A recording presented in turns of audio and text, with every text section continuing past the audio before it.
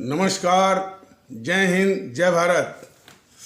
भारतीय अवाम ताकत दल अपने भारतीय भाई बहनों अर्थात अपने देश भारत की जनता अर्थात अपनी भारतीय अवाम से भारतीयता आधारित आपसी श्रद्धा, भारतीयता आधारित आपसी स्नेह, भारतीयता आधारित आपसी प्रेम, भारतीयता आधारित आपसी अखलाक मोहब्बत, भारतीयता आधारित आपसी सहयोग, भारतीयता आधारित आपसी सम्मान, भारतीयता आधारित आपसी एकता, भारतीयता आधारित आपसी भाईचारा तथा भारतीयता आधारित आपसी सद्भाव को समझने व उसे आत्मसात करके वैसा ही आचरण एवं व्यवहार करने हेतु और इसके पूरे देश में प्रचार प्रसार करने हेतु और इसकी अहमियत और महत्व को प्रत्येक देशवासी को समझाकर उसे अपनाते हुए और उसी अनुसार आचरण एवं व्यवहार करने हेतु और प्रत्येक देशवासी को अपना ही भारतीय भाई बहन मानकर, समझकर, अपनाकर उनके साथ वैसा ही और उसी अनुसार आचरण एवं व्यवहार करने हेतु सतत, सदैव और हमेशा अदब के साथ, आदर के साथ अर्ज करता है, विनती करता है। ये जो भारतीय अवाम ताकत दल YouTube के संदेश के माध्यम से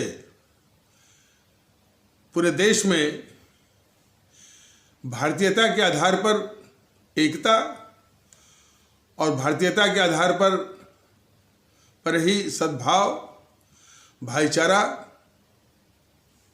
और देशभक्ति, राष्ट्रभक्ति, मुल्क परस्ती, अवाम परस्ती के माहौल को लाने की जो कोशिश जो कर रहा है उसके विषय में हमारे आदरणीय भारतीय भाई बहन, हमारी आदरणीय भारतीय अवाम जागृत हो रही है।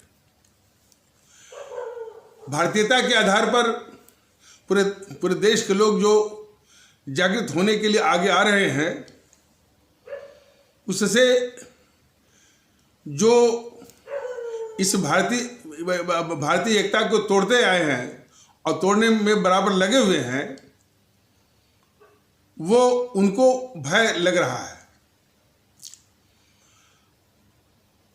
और वो जो तोड़ने वाली ताकतें हैं जो सबसे खूंखार हैं वो राजनीतिक दल ही हैं और उसमें जो मुख्य धारा की जो राजनीतिक दल हैं वो सबसे आगे हैं।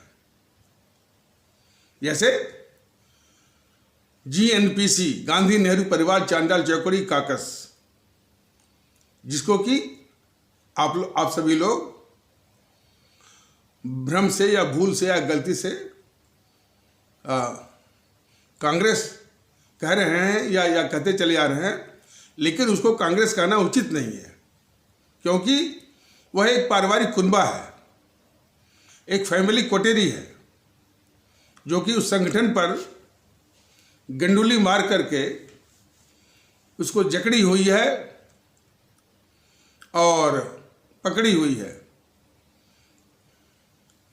और उसको अपने निस्वार्थ के मुताबिक जो है उसको चलाती है, घुमाती है और उसका इस्तेमाल करती है और उसी के अंडे बच्चे ही उस तंजीम के मुखिया बनते हैं और यदि सत्ता प्राप्ति होती है तो वही अंडे बच्चे उन्हीं अंडे बच्चों में से ही प्रधानमंत्री बनता है।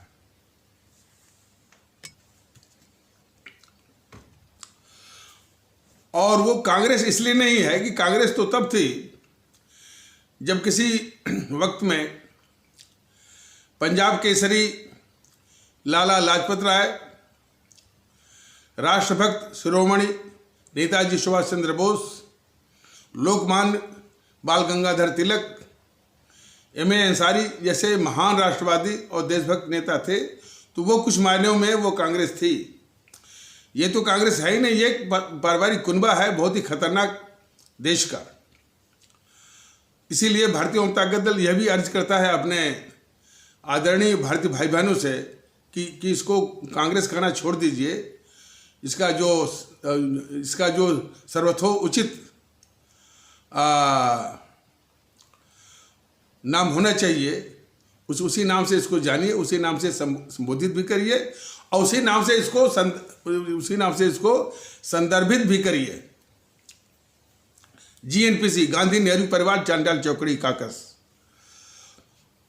और ये कम्युनिस्ट वाम दल और भारतीय जनता पार्टी के लोग, ये सभी जो है भारतीय समाज को बांटने में लगे हुए हैं, सबके सब। लेकिन ये वो एक दूसरे को आरोप लगाते हैं कि जैसे GNPC वाला वो बीजेपी को कहता है कि ये देश को बांट रही है, बीजेपी वाला जो है वो GNPC को कहता है, और वाम दल वाले इसको बीजेपी को कहते हैं। लेकिन डायरेक्टली, इनडायरेक्टली, ओवरटली या कोवर्टली, दिस वे और दैट वे समाज को बांटने का इनका क्रम है, और इस प्रकार ये भारतीय एकता के बहुत बड़े शत्रु हैं। तो जिस भारतीय एकता को जगाने के लिए ये भारतीय वाम ताकत दल ने कम से कम, चूँकि उसके बाद अभी उतना साधन नहीं है, तो YouTube के संदेश के माध्यम से अपने भारतीय भाई बहनों में भारतीयता आधारित एकता, भाईचारा और सद्भाव और आपसी सहयोग, आपसी सम्मान इत्यादि सभी कुछ, इखलाक, मोहब्बत, प्रेम, सभी कुछ जो है विकसित करने के लिए, वैसे आचरण एवं व्यवहार करने के लिए ये बराबर ये विनती कर रहा है और अपील कर रहा है। और इसकी इस अपील का इनका असर भी हो रहा है और लोग इस दिशा में जागृत भी हो रहे हैं। तो जब हमारे आदरणीय भारतीय भाई बहन इस विषय में, इस माहौल के प्रति जागृत हो रहे हैं, तो भारतीय जनता पार्टी जो राष्ट्रवाद का मुखौटा पहने हुए है, भारतीय सांस्कृतिक राष्ट्रवाद का मुखौटा पहने हुए है, राष्ट्रभक्ति का मुखौटा पहने हुए है, वो आकर के भारतीय अवाम ताकत दल के पदाधिकारियों को धमकाती है। और वो सीधे उसके नेता नहीं, उसके नेता तो छूट भइयों को सिखा के पढ़ा करके धमकाते हैं, गाली गलौज भी कभी करते हैं। और अब वो ये कहना शुरू कर दिए हैं कि भारतीय अवाम ताकत दल के इस YouTube के माध्यम से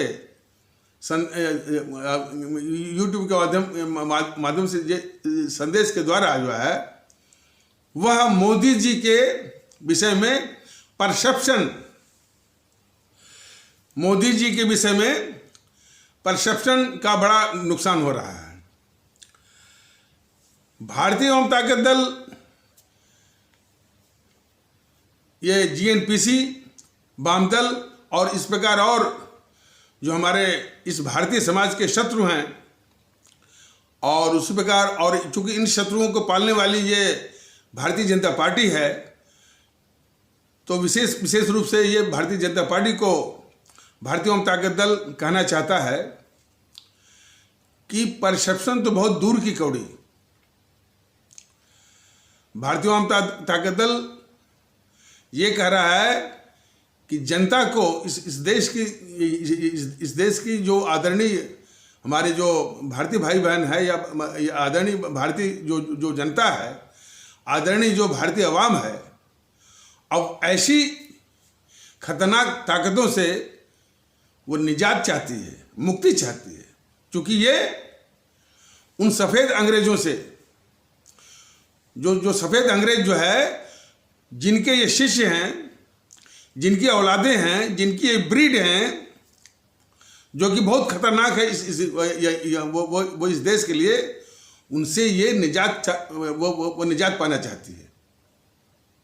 क्योंकि ये भारतीय समाज को तोड़ने वाले हैं, और कुछ तंजीमें तो भारत विरोधी ताकतें भी हैं, जैसे GNPC और वाम दल, और अपने पूरे जो है फ्रिंज ऑर्गेनाइजेशंस के साथ।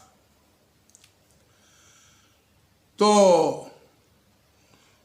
भारतीय जनता पार्टी ये जान ले कि परसेप्शन तो बहुत दूर की बात है। अब ये भारत के लोग, भारत के हमारे आदरणीय भारतीय भाई बहन, भारत की जनता, भारत के आदरणीय भारतीय आवाम इन ताकतों से निजात चाहती है, उसको रास्ता नहीं मिल रहा। अब तो धीरे धीरे ये चीजें स्पष्ट हो चली हैं कि इन ताकतों का कोई भी संस्था, इलाज तो बहुत दूर की बात, वो डेंट नहीं लगा सकती, कोई असर नहीं कर सकती। अब जैसे जीएनपीसी का जो राहुल है या जीएनपीसी का जो नेहरू था, हमारे नेताजी सुभाष चंद्र बोस को उसने रूस के शासकों के द्वारा मरवाया, रूस के जंगलों में, और झूठी कहानी बनवाई कि नेताजी की मृत्यु जो है वो हवाई जहाज की दुर्घटना में हुई थी, ताइवान या फॉर्मोसा के पास। और उस झूठी कहानी को पर जो है रिटायर्ड सुप्रीम कोर्ट के जजेस के इंक्वायरी कमीशन के द्वारा ठप्पे भी लगवाए इसे गद्दार जवाहरलाल नेहरू ने। और उसकी बेटी ने भी, जो उसकी बेटी वो भी गद्दार थी, वो इंदिरा गांधी, उसने भी जो है सुप्रीम कोर्ट के रिटायर्ड जज के इंक्वायरी कमीशन द्वारा जो है उसी झूठी कहानी कि नेताजी सुभाष चंद्र बोस की मृत्यु जो है वो हवाई जहाज दुर्घटना के में हुई थी। इसलिए कि देश का ध्यान इस नेहरू की उस साजिश की ओर न जाए जो उसने हमारे राष्ट्रभक्त, जिसने हमारे राष्ट्रभक्त शिरोमणि नेताजी सुभाष चंद्र बोस को रूस के शासकों से मिलकर के रूस या साइबेरिया के घने जंगलों में जो जेल बने हुए हैं उनमें उनको निर्मम यातनाएं दे करके मरवाया था। उधर जो है किसी का ध्यान न जाए, इसलिए इसने एक झूठी कहानी बनवाई और उस कहानी पर जो है वो commission of inquiry by retired supreme court जजेस, वो गद्दार जवाहरलाल नेहरू ने वो शाहनवाज कमीशन के द्वारा, और उसकी बेटी जो गद्दार थी वो इंदिरा गांधी, उसने जो है खोसला जो कि रिटायर्ड सुप्रीम कोर्ट के जज थे, उनके जो है वो कमीशन ऑफ इंक्वायरी के द्वारा ठप्पा लगवाया। वो तो धन्य मनाइए कि एनडीए गवर्नमेंट के दौरान पटना हाई कोर्ट के आदेश के बाद तो फिर वो तीसरा कमीशन, मुखर्जी कमीशन बैठा और उसने ये साफ कर दिया कि ये जो कहानी है वो कि हमारे नेताजी सुभाष चंद्र बोस की मृत्यु हवाई जहाज की दुर्घटना से हुई है, ये कहानी सही नहीं है। ये मुखर्जी कमीशन ने शायद 1999 या 2000 के आसपास उसने ये अपनी फाइंडिंग दी, लेकिन आज भी वो रिकॉर्ड के रूप में हमारे नेताजी या हमारे राष्ट्रभक्त शिरोमणि नेताजी सुभाष चंद्र बोस की मृत्यु कैसे हुई प्रामाणिक रूप से रिकॉर्ड के अनुसार आज भी देश को जानना बाकी है। और इसलिए उनसे संबंधित जुड़ी हुई फाइलें जो कि पीएमओ में बंद हैं, जब तक ये जेएनपी से सत्ता में रही, इसने कभी भी उन फाइलों को सार्वजनिक जो है वो सार्वजनिक करने का सार्वजनिक न करने का बिल्कुल बहाना बनाती रही। मोदी महोदय वहाँ मुख्यमंत्री थे गुजरात में, तो काफ़ी वादा करते थे कि जब उनको मौका मिलेगा तो ये जो है नेताजी जिससे जुड़ी हुई सारी फाइलों को सार्वजनिक कर देंगे। अब जब प्रधानमंत्री हो गए, 7 साल उनको हो गए, फिर उसी लाइन में, उसी पदचिन्हों में, उसी दुष्टता में जो जीएनपीसी वाले कर रहे थे, अब इनका भी जो वो प्रधानमंत्री कार्यालय वही जवाब दे रहा है जो जीएनपीसी वाले दे रहे हैं कि इन जो है नेताजी सुभाष चंद्र बोस से जुड़ी फाइलों को सार्वजनिक करने से कुछ देशों से संबंध खराब हो जाएंगे। बस ये वही रट्टा, वही जवाब, स्टीरियोटाइपिकल वाला। तो ये भी मोदी जी भी और इनकी बीजेपी भी उतनी ही खतरनाक है इस देश के लिए और उतना ही अभिशाप है। तो परसेप्शन तो बहुत दूर की बात है। यह देश इन ताकतों से निजात चाहता है और हम नहीं। शहीद आजम भगत सिंह ने जो अपनी किताब लिखी, जबकि वो नास्तिक हो गए थे, कि व्हाई आई एम एथिस्ट, मैं नास्तिक क्यों बन गया, उसका सारांश यही था कि हम अपनी कुर्बानी देकर, अपनी जान की कुर्बानी देकर के इन सफ़ेद अंग्रेजों को तो भगा देंगे, लेकिन इसी देश के जो काले अंग्रेज हैं, जो कि उन सफ़ेद अंग्रेजों से ज़्यादा खतरनाकी से हैं, जो इस देश को बांटने वाले, उनसे निजात पाना जो है उनसे जो है इनसे निजात पाना जो है उन अंग्रेजों से निजात पाने से ज़्यादा जरूरी है और ज़्यादा महत्वपूर्ण है। तो इसीलिए भारतीय आवाम ताकत दल उन्हीं शहीद आजम भगत सिंह की प्रेरणा से ये अपने आदरणीय भारतीय आवाम से ये विनती करता है कि इन खतरनाक जो है काले अंग्रेज जो कि इस भारतीय समाज को बांटना चाहते हैं, इनसे निजात पाना है। इसीलिए कहता है कि अब कोई भी ये चुनाव का अवसर आता है, चुनाव का राष्ट्रीय अवसर आता है, बगैर कुछ सोचे समझे जो है नोटा का इस्तेमाल करिए और इनको पूर्ण रूप से जो है वो नकारिए और रिजेक्ट करिए इनको। अभी इस विषय पर और विस्तार से बात करेंगे। एक विषय जो मैं जिस सेवा से जुड़ा था और उसके कुछ वो सेवानिवृत्त लोग या सेवारत लोगों ने यानी सोशल मीडिया बनाया हुआ है, तो उसमें एक मैसेज जो है अग्रसारित हुआ कि इलाहाबाद हाई कोर्ट ने शायद जो अमेजन के जो चीफ को जो है एंटिसिपेटरी बेल देने से इनकार कर दिया, इसलिए उसने शायद कुछ अब हमारे हिंदू सनातन के जो आस्था के देवी देवताओं को कुछ माने उतने सम्मान के साथ न दिखा करके कुछ अपमानजनक ढंग से वो दिखाया था।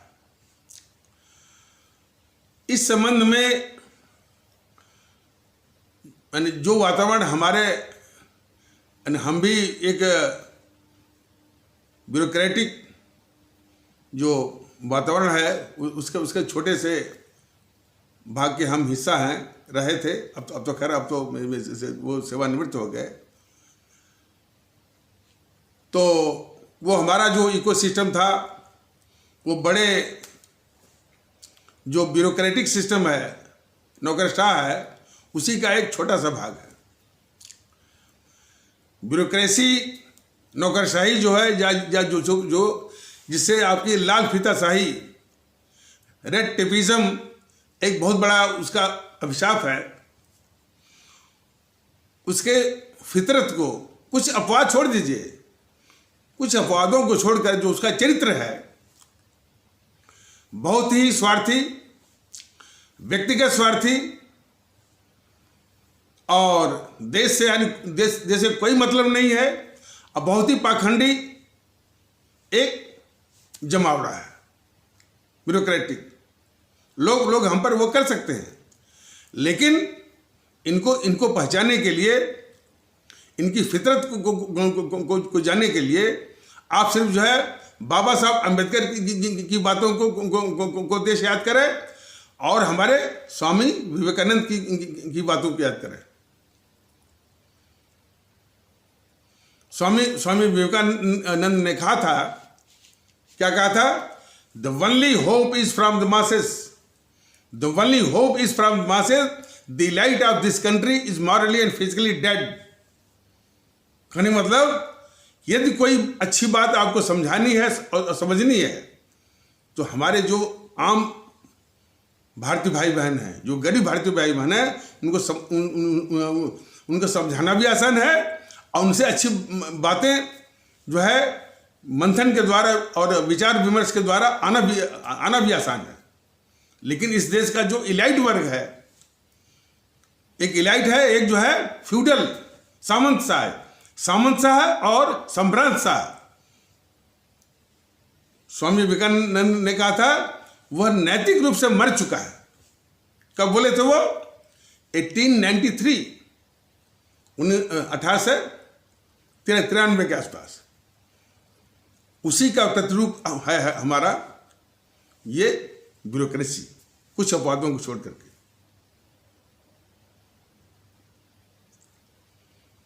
और सिर्फ ब्यूरोक्रेसी नहीं, जो बौद्धिक वर्ग जो है एक बड़ा सेट है, उसी का सब सेट जो है ये ब्यूरोक्रेसी है। और उस ब्यूरोक्रेसी का सब सेट का एक बहुत ही छोटा सा टुकड़ा मैं भी जिस उसके वो इकोसिस्टम में था वो है।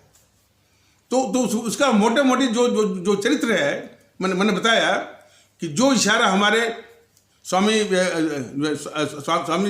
विवेकानंद ने कहा था कि the only hope is from masses, the light of this country is morally and physically dead.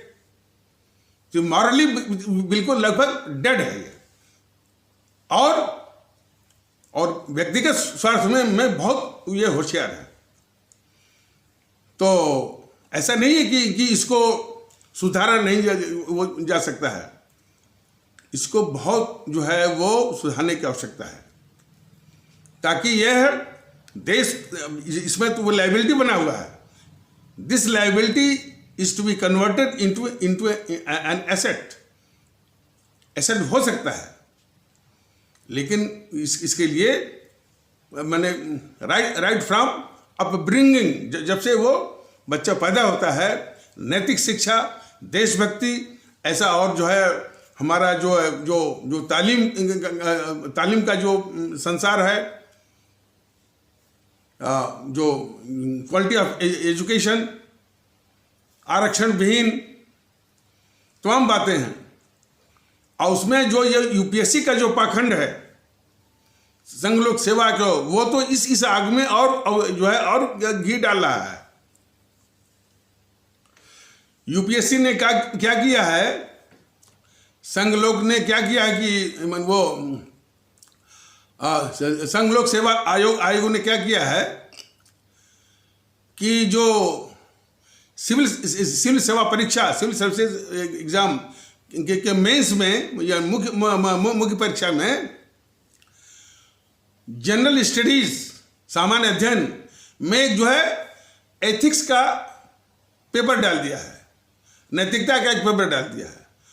तो जैसे और जो है उसके माने परीक्षार्थी या तैयारी करने वाले और का वो रट्टा मार रहे हैं, उसका भी वो रट्टा मार करके रट करके उनको पास हो जाना है। तो ये बहुत सामान्य सी बात है कि एथिक्स के रटने से कोई एथिक्स वो थोड़े आएगी। लेकिन हाँ, यूपीएससी को कहने का एक बहाना मिल जाए कि हमने तो एथिक्स एक पेपर डाल दिया है, और एथिक्स के पेपर डालने से सारे जो है वो सिविल सर्विसेज जो मैंने जो सेलेक्ट होंगे उनमें जो है एथिक्स आ जाएगा। ये देखिए पाखंड। तो यूपीएससी तो बहुत छोटा सा माने कि किस तरह से वो पाखंड करता है। ये पॉलिटिकल पार्टियां जो हैं किस तरह से पाखंड डेली कर रही हैं, उसी का एक छोटा सा छींटा और मैंने वो यूपीएससी भी वो एक पाखंड का एक नमूना है। ये सारे पाखंड जो है देश के अभिशाप है। तो खैर इस पर जो है वो विस्तार से बताया जाएगा कि ये जो ये ब्यूरोक्रेसी है, कुछ अपवादों को छोड़ के जो लायबिलिटी बनी हुई है, कैसे वो एसेट में बन जाए, कैसे ये देश के काम आने वाले जो एसेट बन जाए, इसके लिए भी उपाय है। लेकिन उसके लिए नीयत जो है वो ठीक होनी चाहिए, और जो शासक हो वो देशभक्त हो, और भी सुभाष चंद्र बोस के जज्बों से जो है वो ओतप्रोत हो। इसको भी ठीक करने की जरूरत है। और वही नहीं, जो बौद्धिक वर्ग है उसी बौद्धिक वर्ग से जितना अभिशाप ये है, उसी प्रकार न्यायपालिका में भी ऐसे तत्व जो है वो घुसे हुए हैं, जो कि न्यायपालिका भी जो है वो अभिशाप बन गई है। न्यायपालिका पर लोग आक्रमण करते हैं, लेकिन अपने अपने स्वार्थों के अनुसार। अब देखिए वही जीएनपीसी जो है अपने तत्वों को उसमें ठूस करके अपने सारे काम जो है वो करवाती रही इसी न्यायपालिका से।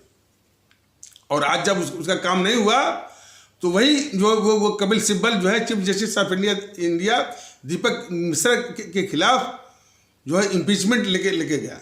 जबकि जानता था, कपिल सिब्बल को मालूम था कि उसकी मेजॉरिटी न तो राज्यसभा में है, न तो वो लोकसभा में है। लेकिन उसके क्या कहते हैं कि वो ट्रिचरी और उसके जो है और उसके स्नैनिगन का नजरा तो देखिए ना, कि दीपक मिश्रा के खिलाफ वो जो है महाअभियोग इम्पीचमेंट ले जाता है। और लोकसभा में तो उसको पता था, राज्यसभा में थोड़ी बहुत इसकी संख्या थी तो वहाँ ले गया। और संजोग से कम जो है वहाँ राज्यसभा के चेयरमैन हमारे वेंकैया नायडू साहब थे, और उन्होंने उनको रिजेक्ट कर दिया। वो जो है वेंकैया नायडू जो कि चेयरमैन थे राज्यसभा के और vice president of India, Bharat के उपराष्ट्रपति, उनके निर्णय के खिलाफ यानी फिर ले गया ये कपिल सिब्बल उसी सुप्रीम कोर्ट में। सुप्रीम कोर्ट के जज को इम्पीच करने के लिए वो मैंने उनको इम्पीच करने के लिए पार्लियामेंट के पास, और पार्लियामेंट के डिसीजन के खिलाफ फिर सुप्रीम कोर्ट के पास।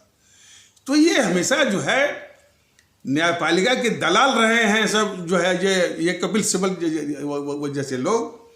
और न्यायपालिका जो है कपिल सिब्बल हुए और जो है ये प्रशांत भूषण हुए, तमाम है ऐसे दलालों के गिरफ्त में ये पड़ी हुई है, और ये दुखड़ा उसका है। तो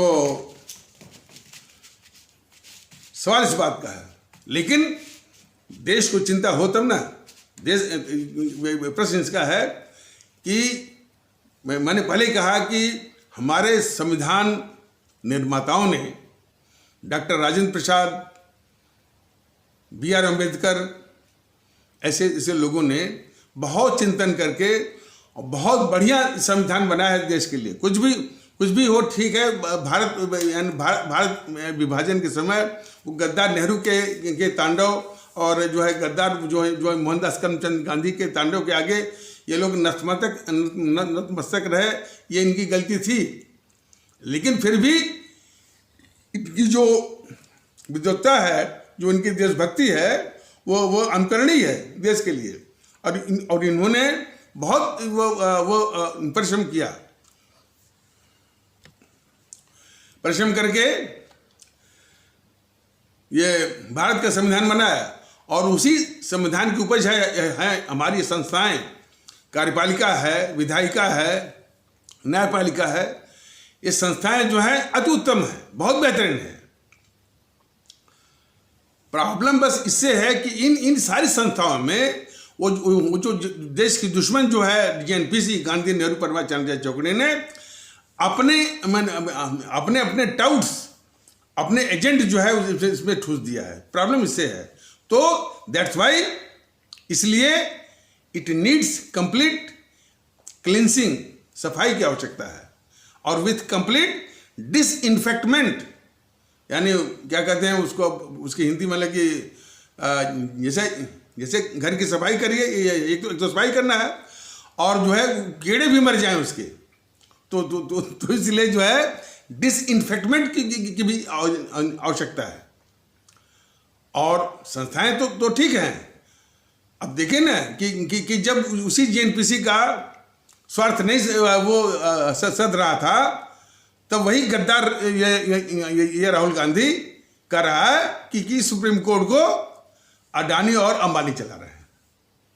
और शायद ये भूल गया, ये गद्दार राहुल गांधी भूल गया कि उसका जो गैंगरेप का केस था, इसके खिलाफ मैंने मैंने ये गैंगरेप में फंसा हुआ था राहुल गांधी, रायबरेली गेस्ट हाउस, और कैसे कैसे Allahabad high court, supreme court ने मिल करके इसके गैंगरेप के केस को दोनों मिलकर खा गए।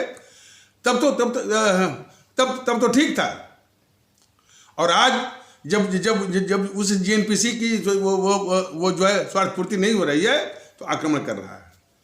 तो खैर तमाम लोग आक्रमण कर रहे हैं। एक जो है वो जो है यानी पुष्पेंद्र कुलश्रेष्ठ का गिरोह है, वो भी मैंने देखा था, वो भी आक्रमण कर रहा है। तो स्वार्थी तत्वों के आक्रमण का शिकार हो रही है, ये अच्छी बात नहीं है। लेकिन मोटा मोटी और बहुत दुख होता है कि इतनी बड़ी संस्था, इतनी महत्वपूर्ण संस्था, इतनी ताकतवर संस्था, और इतनी ताकतवर जो हमारे संविधान निर्माताओं ने जो बनाई हुई है, और कितना उसको वो जो स्ट्रेंथन किए थे, और आज जो है ये जो है भारत विरोधी ताकतें, भारतीय समाज विरोधी ताकतें इन पर जो है अपने निहित स्वार्थों के चलते इन पर वो आक्रमण कर रही हैं।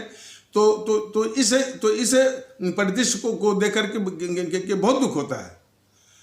और अब वो जो है न्यायपालिकाओं का चरित्र यहाँ तक हो गया है कि अब तक तो मैंने जो अपराधियों पर यानी कोई कंट्रोल नहीं रहा इनका। तमाम अपराधी बढ़ते गए, अपराध बढ़ता गया, अपराधियों के हौसले बढ़ते गए, और इस पर जो है वो मंथन, उस पर मंथन वो न्यायपालिका नहीं कर रही है। अब जो देश के दुश्मन, अब जो लाल किले पर जो घटना हुई, दिल्ली पुलिस जो है वो काफ़ी ये घायल हो गई, और किस प्रकार देश विरोधी ताकतें जो है किसान आंदोलन मुखौटे के पीछे जो है सक्रिय थी इस देश को मैंने अस्थिरता और हिंसा और इस आगजनी के आग में झोंकने को। जब दिल्ली पुलिस कुछ लोगों को पकड़ती है, तो फिर यही जो न्यायपालिका, चाहे वो निचली, चाहे वो लोअर जुडिशरी हो, चाहे मिडिल जुडिशरी हो, चाहे एपेक्स बॉडी हो, सबको ये वो मैंने सबको जो है इसके लिए जो है सोचना पड़ेगा। अब और देश ने देखा होगा कि जब यही जो कन्हैया कुमार है, जब उसने सरेआम जेएनयू के प्रांगण से नारा लगाया कि भारत तेरे टुकड़े होंगे, भारत तेरे टुकड़े होंगे, इंशाअल्लाह भारत की बर्बादी तक जंग जारी रहेगी, उसको इसी दिल्ली हाई कोर्ट ने बेल दिया। अब बेल देने में नाटक क्या किया कि उसने देशभक्ति का एक गाना लिखा अपने जजमेंट के बिगिनिंग में, और उसके बाद उसने बेल दिया। क्या मतलब इसका? तो अब जो है जो देशद्रोहियों के प्रति जो है इस तरह से हमदर्दी, जो है हमदर्दी तो नहीं कह सकते, इस तरह से उसको छोड़ देना जो है, यह भी जो है एक बहुत बड़ा अभिशाप आ रहा है न्यायपालिकाओं से।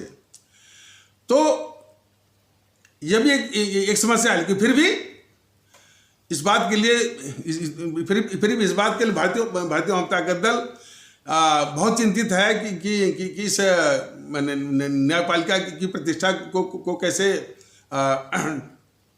बचाया जाए, कैसे और कैसे यानी वापस लिया जाए। बीमारी का तो लगभग आभास है, खास करके सुप्रीम कोर्ट तो जो है कोर्ट फिक्सर ये प्रशांत भूषण होकर प्रशांत भूषण, कपिल सिब्बल इत्यादि जो जो जो जो ये कंपनी है, ये जो है कोर्ट फिक्सर हैं इनके गिरफ्त में। और पिल पब्लिक इंटरेस्ट लिटिगेशन का एक बहुत बड़ा वो रैकेट चलता है। तो इस सब का माने के गिरफ्त में है ये सुप्रीम कोर्ट। तो इस तरह से तमाम वो समस्याएं हैं।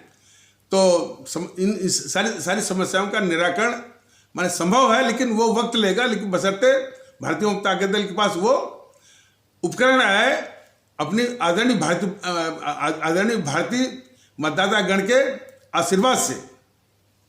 तो जब वो उपकरण आएगा तो हर चीज का समाधान वो देगा।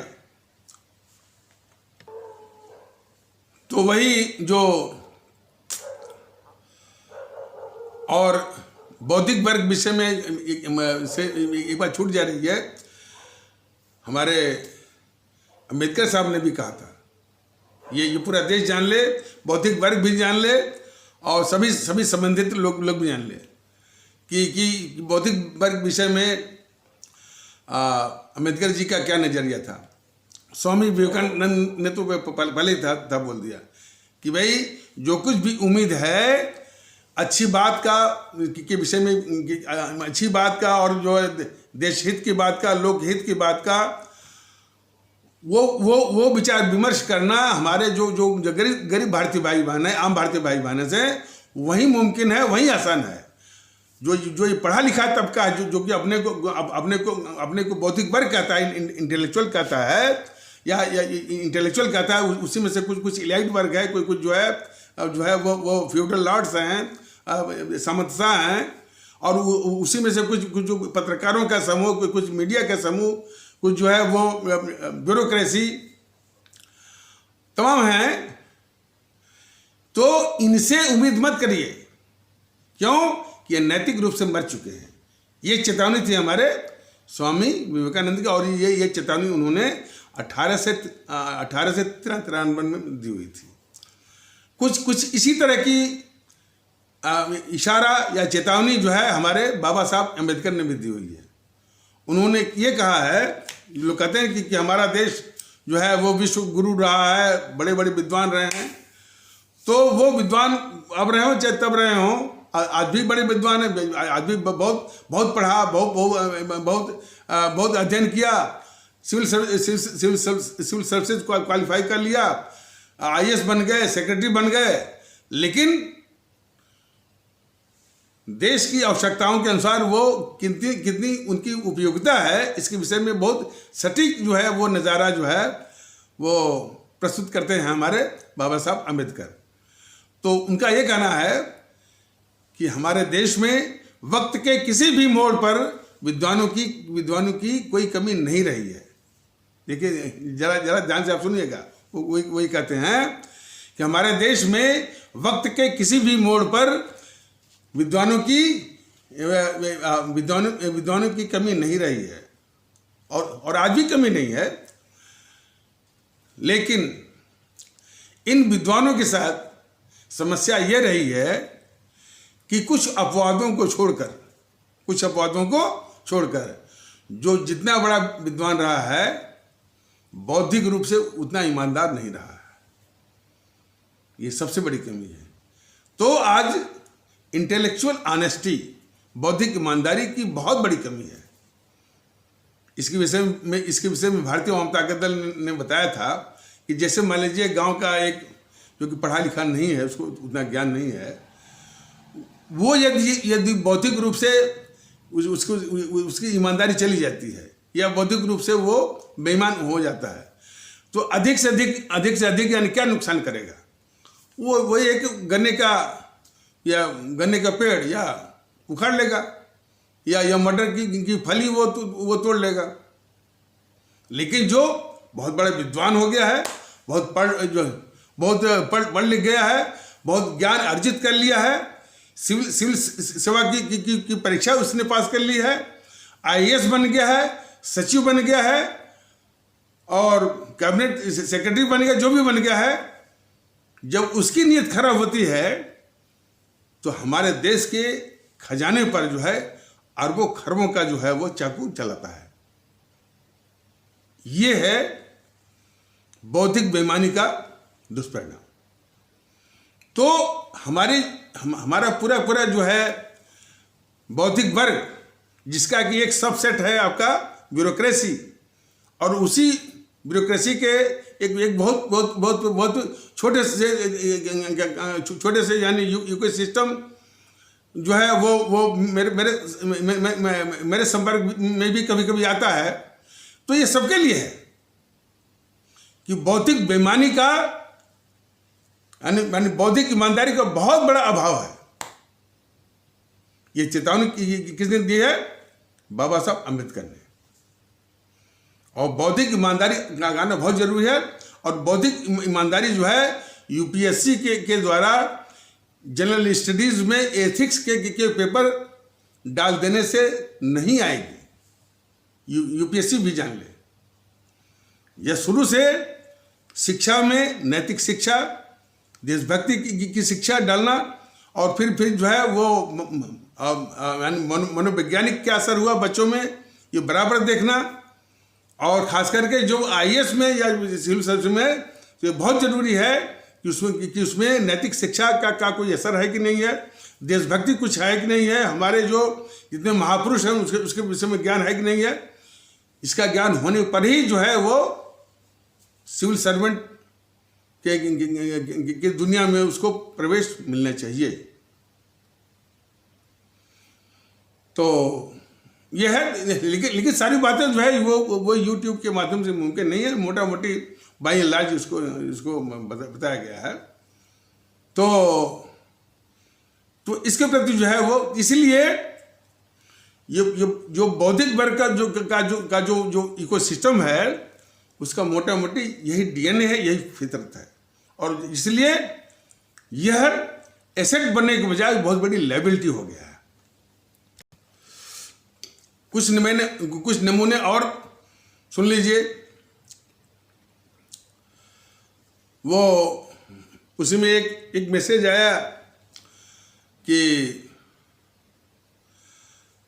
वो अन्ना हजारे का कथन कि भाई अब जो है मेरा जीवन का अंतिम समय चल रहा है, और मैं अब कह सकता हूँ कि मेरे आंदोलन से जो ये कीचड़ पैदा हुआ, केजरीवाल और जो केजरीवाल पैदा हुआ, और जो मैंने इस देश को इस कीचड़ केजरीवाल को दिया है, मैं इसके लिए देश से माफी मांगता हूँ। कुछ था ऐसा। पता नहीं ये बौद्धिक वर्ग को क्या हो गया है, या जिन्होंने इस तरह से मैसेज को फॉरवर्ड किया है। हमको ऐसे लोगों की बुद्धि पर तरस आता है। तरस इसलिए आता है कि जेएनयू के प्रांगण से जब नारा लगा कि भारत तेरे टुकड़े होंगे और भारत बर्बादी तक जंग जारी रहेगी, जब जो गद्दार कन्हैया कुमार ने नारा लगवाया, तो उसके साथ ये खड़ा था, उसका समर्थन किया इस केजरीवाल ने। तो केजरीवाल जो है कन्हैया कुमार के ही बराबर इस देश का बहुत बड़ा गद्दार है। इसके प्रति जो है कोई बौद्धिक वर्ग नहीं बोलता है, कोई जो है वो जो है मैसेज नहीं आता है, और कोई भावना नहीं है। देखिए, बौद्धिक वर्ग के विषय में 1-2-3 वीडियो मैं दूंगा। बहुत बड़ा अभिशाप है, बहुत बड़ी अभिशाप है। उनके 4-5 गुण अब सुन लीजिए, और इसको विस्तार से हम बताएंगे। एक गुण है उनका ग्लिप टॉक। अब जो है अब इसकी हिंदी हम बाद में बताएंगे, लेकिन अंग्रेजी में सुन लीजिए। एक होता है ग्लिप टॉक, GLIB टॉक, TAL के टॉक। दूसरा है नी जर्क रिएक्शन, KNEE नी जर्क, JER के जर्क रिएक्शन। तीसरी जो उनकी वो फितरत है, वो टंग इन चीक रिएक्शन। चौथा है रेड हर्रिंग्स, मामला इधर का और वो घुमा देंगे उधर, रेड हर्निंग्स। चौथा है ने पांचवा है फ्लिपेंसी। आपने बोला नहीं तो बड़ बड़ बड़ बड़ बड़ बोलना वो शुरू कर देंगे, फ्लिपेंसी। और छठा है इनका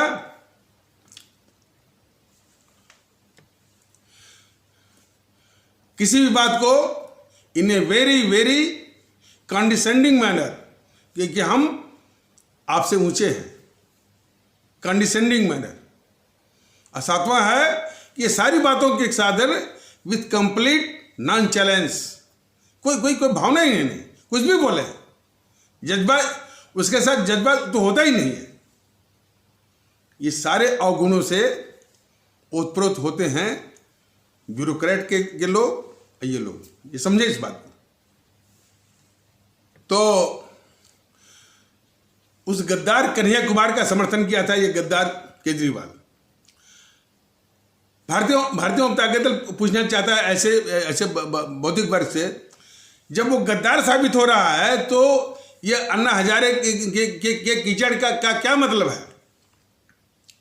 और अन्ना हजारे के विषय में मैं बता रहा हूँ, मैं खुद व्यक्तिगत रूप से इस अन्ना हजारे से उनके गांव रालेगढ़ सिद्धि जो महाराष्ट्र में जो है, जो कि अहमदनगर जिला है, वहाँ मैं खुद मिला था।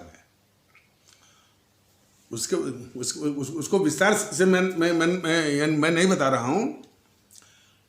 मैंने उनसे बस एक सवाल किया था कि अन्ना जी ये बताइए कि एक बार आपका इंटरव्यू हुआ था आपकी अदालत, जो कि इसका इंडिया टीवी का, तो एंकर ने पूछा था कि आपकी जब इतनी बड़ी लोकप्रियता है, जनता आपको इतनी चाहती है, इतनी बड़ी फॉलोइंग आपकी है, तो राजनीति में आप आते क्यों नहीं?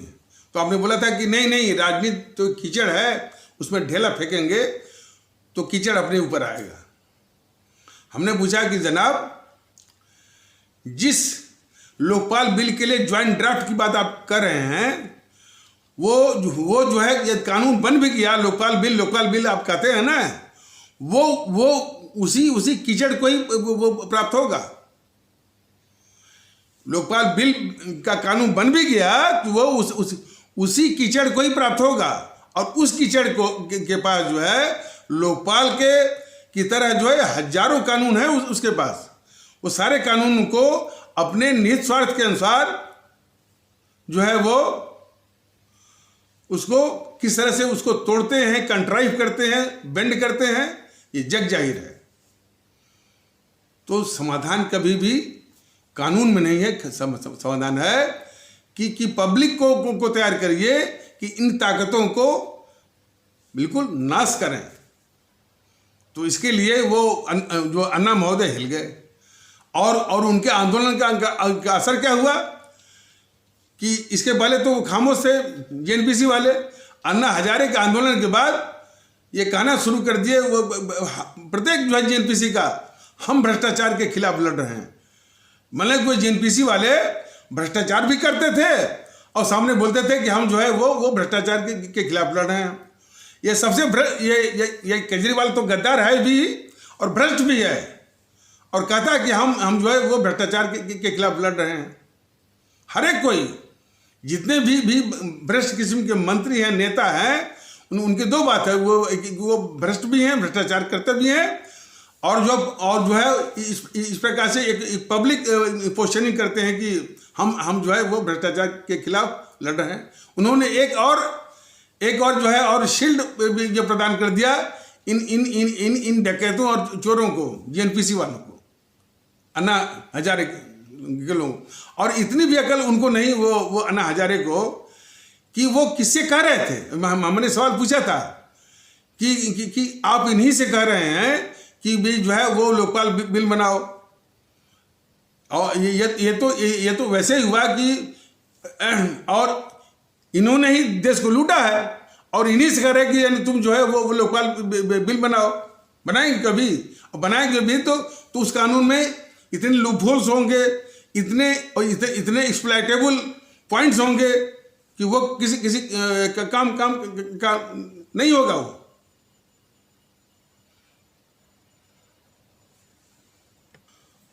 तो हमने उनसे कहा कि आप इनसे कर रहे हैं, और आपको याद होगा कि जिसमें आंदोलन था ज्वाइंट ड्राफ्टिंग के, जो ज्वाइंट ड्राफ्ट पर, यानी कुछ मेंबर जो है इनकी ओर से, अन्ना हजारे की ओर से होंगे, कुछ जो है जेएनपीसी के जो सरकार थी, सोनिया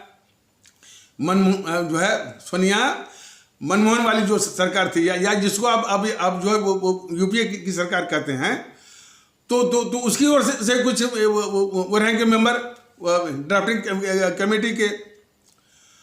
तो हमने ये कहा कि भाई ये तो वैसे ही हुआ कि किसी डाकू से कहिए कि भाई डाकू भाई तुम ऐसा कानून बनाओ कि तुम्हारी डकैती डालने में खलल आए। बनाएगा कभी? तो ये सारे सवाल मैंने उनसे किया था, और एक का भी जवाब वो दे नहीं पाए थे। ये वैसे ही है कि जब अंग्रेजों के खिलाफ जब आज़ादी की लड़ाई जब लड़नी थी, तो ये जो कांग्रेस वाले बोलते हैं ना कि हमने आज़ादी की लड़ाई लड़ी, भारतीय जनता दल ने साफ कहा कि इन्होंने आज़ादी की लड़ाई नहीं लड़ी है, बल्कि ये तो अंग्रेज सरकार के मुखबिर और दलाल थे। ये तो सिर्फ अधिक से अधिक जो है डोमिनियन स्टेटस की बात करते थे। अंग्रेज यहां से कंप्लीट भाग जाएं, यह आंदोलन था हमारे उन अमर शहीदों का, भगत सिंह का था, चंद्रशेखर आजाद का था, अशफाकुल्ला का था, उनका था। लेकिन उन्हीं के मुद्दे को जुड़ाए थे। तो वैसे ही है कि अन्ना हजारे जो है आधी बात, भाई समाधान है कि ये कंप्लीट हटाएं, माने सत्ता से नहीं हटाएं, भारत की पावन धरती से ऐसी ताकतों को हटाना जरूरी है। इसीलिए शायद बौद्धिक वर्ग के दिमाग में अभी नहीं आएगा, वो तो स्वार्थों में, व्यक्तिगत स्वार्थों में इतना धंसे हुए हैं कि उनको कुछ दिखता नहीं है। और पाखंड ऊपर से, एक तो व्यक्तिगत स्वार्थ भी होते हैं और पाखंड जो है ऊपर। तो ये दोनों का मेल होकर के उनका चरित्र जो है बिल्कुल वो जहर जैसा हो गया है। तो फिर भी भारतीय जनता दल ये कह रहा है कि जो ये देश विरोधी ताकतें हैं, खास करके जेएनपीसी, गांधी जो है गांधी नेहरू परिवार चांडा चौकड़ी, काकस, ये वाम दल, और इन दोनों को पालने वाली ये बीजेपी, और भी जो पार्टियां हैं, टीएमसी, जो खास करके जो ये आपका अपकमिंग जो असेंबली इलेक्शन है, जिसकी की डेट्स जो है वो अनाउंस हो चुकी हैं, और जो है आचार संहिता बिल लग गई है।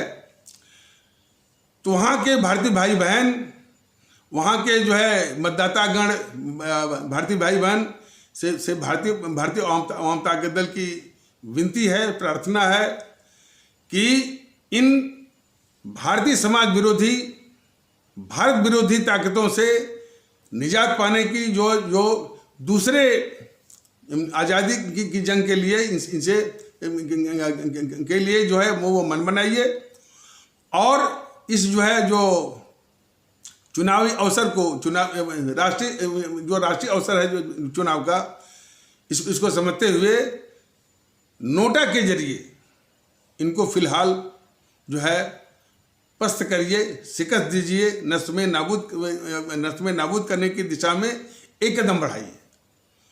और इसलिए सिर्फ नोटा दबाइए। और भारतीय जनता दल को ये साधन हुआ तो फिर वो अपना जो है पार्टी का ढांचा, पार्टी का तंत्र, पार्टी के जो कार्यकर्ता, और फिर इसके बाद जो है कैंडिडेट भी लाएगा। और जैसा कि बार बार ये भारतीय जनता दल ने कहा है कि भारतीय जनता दल का भी कैंडिडेट हो तो वो चार मानदंडों पर सही मायनों में उसको पहले परखिए कि वो राष्ट्रभक्त है कि नहीं है, वो जो है समर्पित है कि नहीं है, कर्तव्यनिष्ठ है कि नहीं है, चरित्रवान है कि नहीं है, सही मायनों में, प्रचार में नहीं। तभी जो है उसको समर्थन दीजिए। और यही एक रास्ता है, और कोई रास्ता नहीं इसका है। तो तो इसलिए हमारे जो है असम के, पश्चिम बंगाल के, केरल के, तमिलनाडु के और पुदुचेरी के आदरणीय मतदाता भारतीय भाई बहन सिर्फ जो है नोटा का इस्तेमाल करें और इन समाज विरोधी, भारत विरोधी ताकतों से स्वयं को, इस देश की जनता को और इस देश को निजात दिलाएं, बहुत आवश्यक है। और इसके लिए जब तक ये चुनाव होगा तब तक जो है ये अभियान वो चलाएगा और ये बहुत जरूरी है। और इसलिए कि ये आदेश किसका है? हमारे शहीद आजम भगत सिंह का है कि इन काले अंग्रेजों से मुक्ति चाहिए। तो इन्हीं आवश्यक शब्दों के साथ इस आवश्यक परिचर्चा को यहीं पर विराम दिया जाता है। तब तक के लिए नमस्कार, जय हिंद, जय भारत।